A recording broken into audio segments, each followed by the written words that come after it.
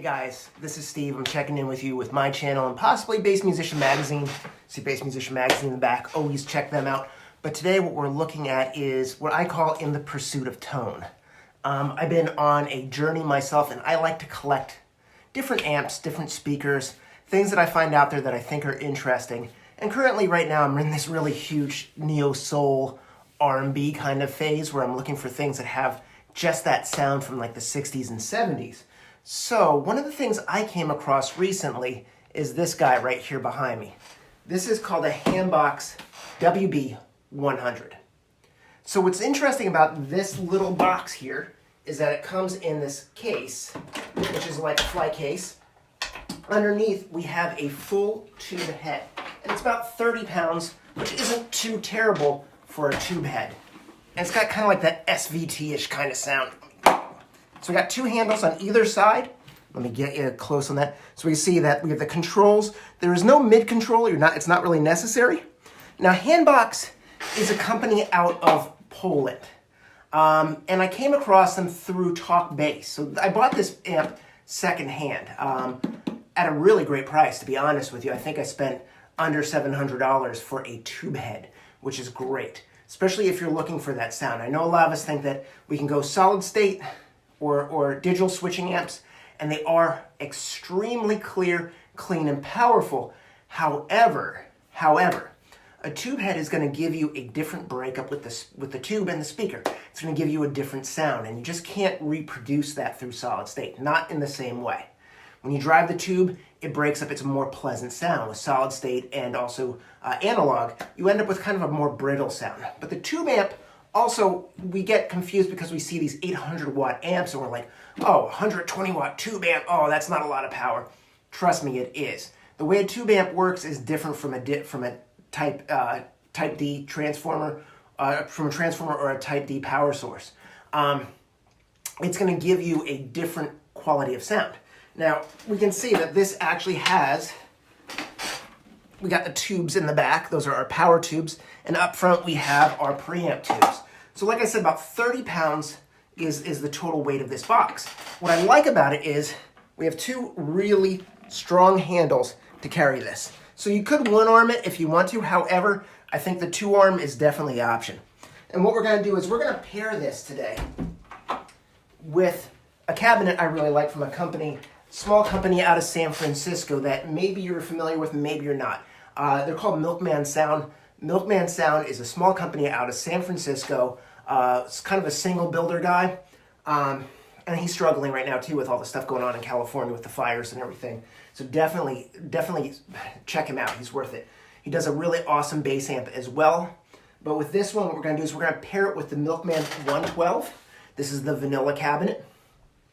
So it's got a 112 speaker inside there, and the Milkman with this. Now the Milkman is an 8 ohm cab.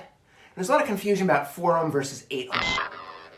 We'll talk about that one later, but I prefer, a lot of times I prefer the sound of it. Is that if you look at it, I power it on. Notice I have a mute, and I also have a standby. Okay, so a standby is not a mute. It's not. A standby, the idea of the standby in a tube amp is to get the tubes to the right temperature. So tubes need to heat up, unlike solid state or digital switching amps. They need to heat up. They need to warm up. The tubes will start to glow. I don't know if you can see that in there, but let's take a look. You might be able to see that inside there. There's some tube glow. Now, as the tubes start to heat up, they turn a little orange. And what we want to do is we want to get them to the perfect temperature. And once they hit that perfect temperature, we can start to play and we get a really nice tone. Now, with this amp or any amp that has a standby, when it's time for that beer break, that 15, that 20, maybe 40, depending on where you're playing, you don't want to use the standby. You want to use the mute.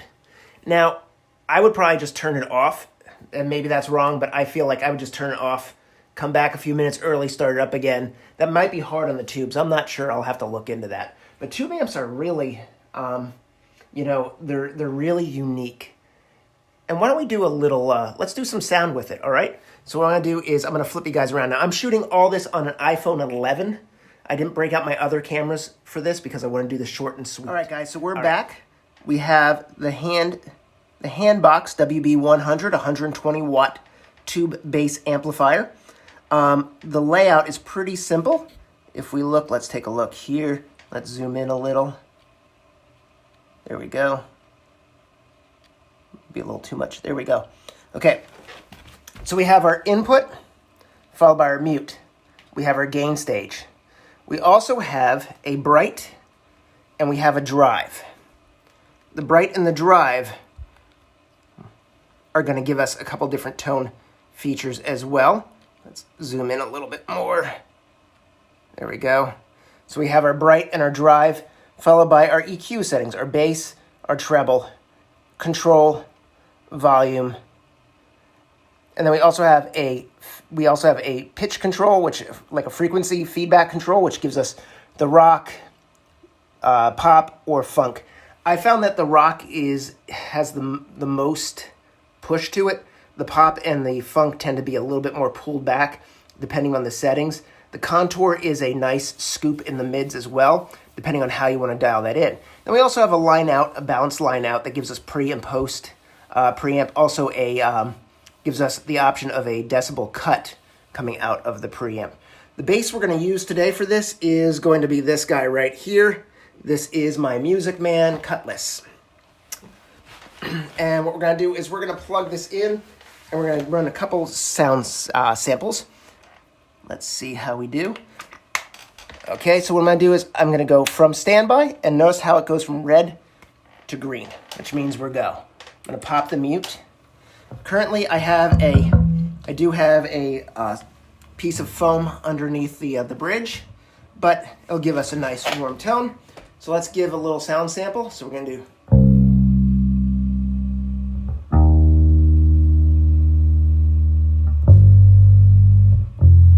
I'll pull the foam.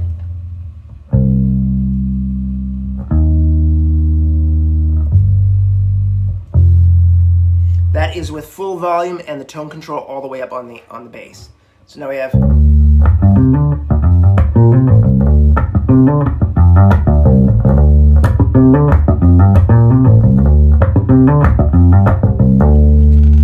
All right.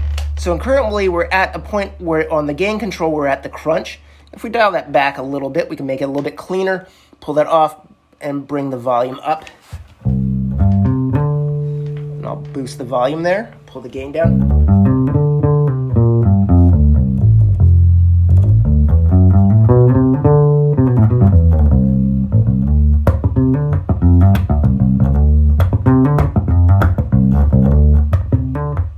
Let's bring that gain back up.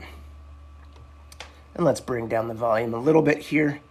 And we'll engage the bright. Right there, you can hear there's a huge change in the overall tonality of the amp just by engaging the bright.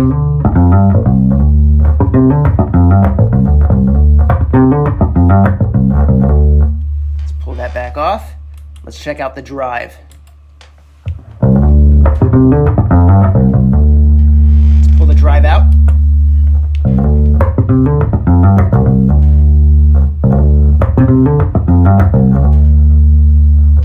Excellent. Our bass and treble response, I've seen a lot of people say they just run it flat.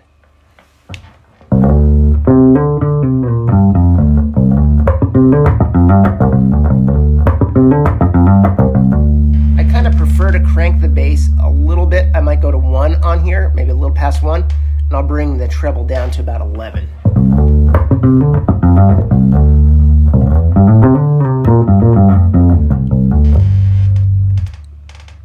Maybe even a little bit up. There we go.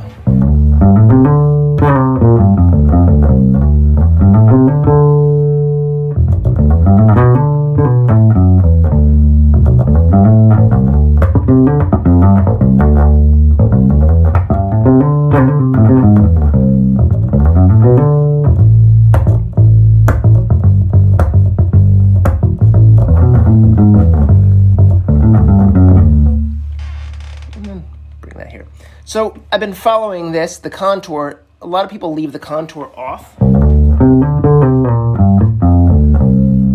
I like to dial it up a little bit, but let's bring it up midway and see what we hear. scoops the mids. Let's go a little further with that. Let's bring it back the other way.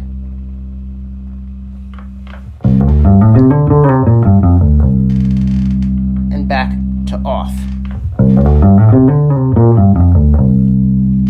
So with this, I found that I personally like to leave it almost at off. I just dial it in just a little bit. See, you really don't need a mid control on this because it's just there. Once you start to scoop it and dial it in, the mids just pop on it. So you don't have to overdrive that. Volume is volume. And here's that switch that I was talking about. Now this switch is a little interesting. Let's zoom in on that a little bit. So we have, it says pop, rock, and funk.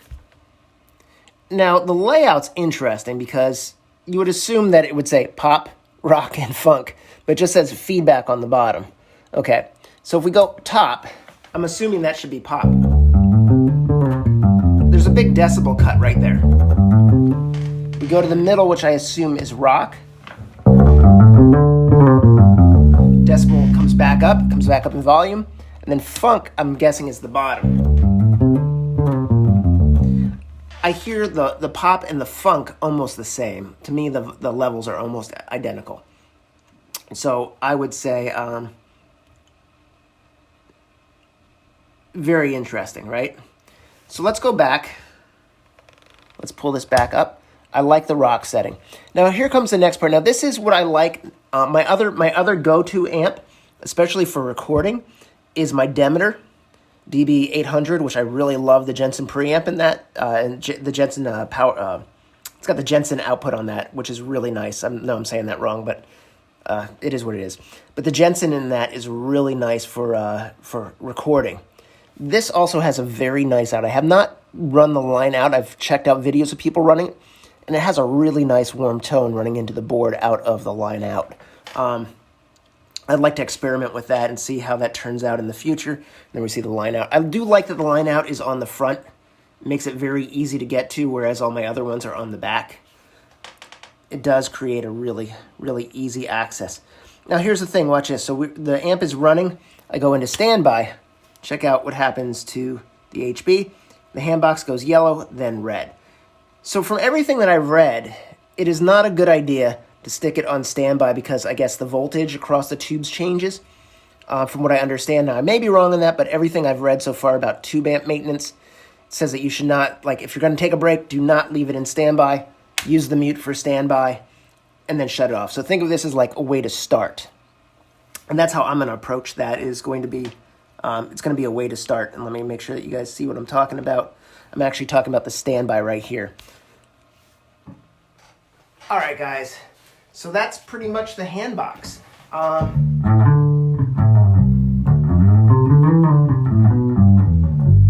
going to be using that in some performances and some videos coming up.